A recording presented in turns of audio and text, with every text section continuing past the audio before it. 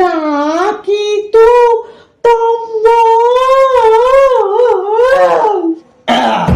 সমস্ত প্রমাণ ভিত্তিক মিস্টার অরুণ বসাককে যাবজ্জীবন কারাদণ্ডে দণ্ডিত করা হলো। নিয়ে যাও নিয়ে যাও নিয়ে যাও। এই পরের জন কে আছো? নিয়ে এসো নিয়ে এসো। এই এই তুই চুরি করেছিস? হ্যাঁ হুজুর। আচ্ছা না না না না না, আমি তুলি করিনি। হ্যাঁ আমি শুধু কবিগুরু রবীন্দ্রনাথ ঠাকুরের নির্দেশ পালন করছিলাম। মানে মানে কি? কেন হুজুর, আপনি বাংলা কথা বোঝেন না? এই পুলিশ কোথায়? পুলিশ, এই পুলিশ নিয়ে যাও তো। এই না না না, বলতি কালকে রাত্রে বেলা আমার কানে একটা গান ভেতে এলো। আদে দোত নালাতে তোমায় কেতে বলি, আদে দোত নালাতে। তারপর তারপর আমি ভাবলাম আমি বা বসে থাকবো কেন, আমিও দায়ী, আমিও বেরিয়ে পড়েছি।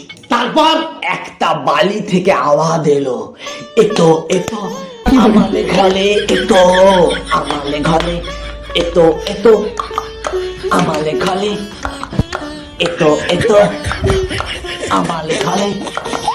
আরে এই পুলিশ কি বলছে? হ্যাঁ তারপর ঘরের মধ্যে ঢুকে গেছি, দিয়ে ঘরের মধ্যে ঢুকে আমি একটা আওয়াজ শুনতে পেলাম, ঘলেতে ভোমল এলো গুনগুনিয়ে, ঘলেতে ভোমল এলো। দিয়ে আমি বুঝতে পারলাম আমাকে ডাকতে, আমাকে যেতে বলতে।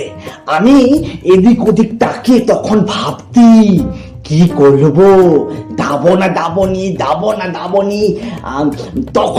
তখন আরেকটা আওয়াজ আমি শুনতে পেলাম। কি বলছিস তুই?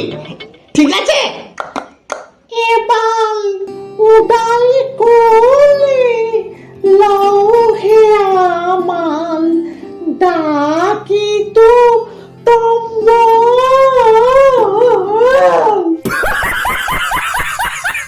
কবিগুরু রবীন্দ্রনাথের আদেশ বলে কথা অমান্য তো করতে পারি না, ওই জন্য ঘরের সমস্ত মালপত্র এক জায়গায় লেকে দড়ি দিয়ে বেঁধে ফেললাম। তারপর তঙ্গে তুলতে পেলাম, আদি দক্ষিণ দুয়ার খোলা, এতো এ। তখন আমি পেতনের দরজা দিয়ে চলে যাচ্ছিলাম, দিয়ে এই দুজন পুলিশ আমাকে ধরে নিল। আমি কতবার বললাম, পুলিশ কাকু আমি তুলি করিনি, আমি কবিগুরু রবীন্দ্রনাথের আদেশ পালন করেছি। কে তুলে কাল কথা ওলা বোধহয় রবীন্দ্রনাথকে টেনে না, তাই আমাকে নিয়ে যেতে। আপনি তো টেলেন, আমাকে ঠেলে দিন, আমি তুলি করিনি।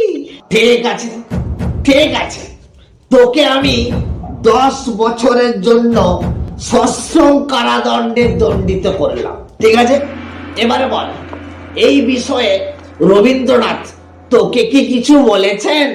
এ পথে আমি গেছি বাল ভুলিনি তো একদিনও। ঠিক আছে। আচ্ছা, তুই যখন জেলে থাকবি রবীন্দ্রনাথকে কি বলবি? ভেঙে মল ঘরের তাবি নিয়ে যাবি কে আমালি, ভেঙে মল ঘরের তাবি নিয়ে যাবি কে। চুপ! গান করছে, এটা কোর্ট। পুলিশ, এই পুলিশ, আর তোমরা কি করছো? গান শুনছো? গান? হ্যাঁ, একবার মাথা ফাটিয়ে দেবো একবার। নিল আমি তুলি করিনি, আমি তুলি করিনি।